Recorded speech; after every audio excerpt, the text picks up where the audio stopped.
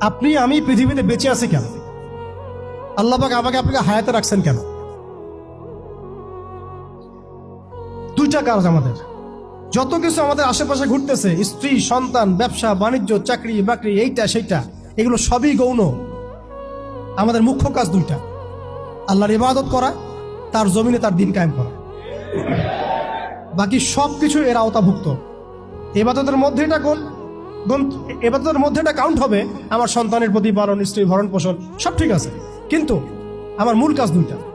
এক, আমি ওয়ামা খালাকতুল জিন্না ওয়াল ইনসা ইল্লা লিয়াবুদুন, এর উপর আমল করব।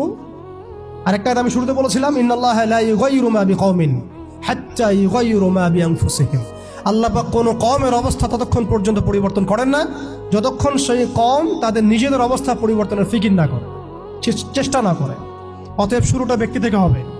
আমরা সবাই নিয়াত করতে পারি ইনশাআল্লাহ যে আমরা আমাদের আগামী পুরা জীবনটা শুধু এক আল্লাহর জন্য ঢেলে দিব ইনশাআল্লাহ।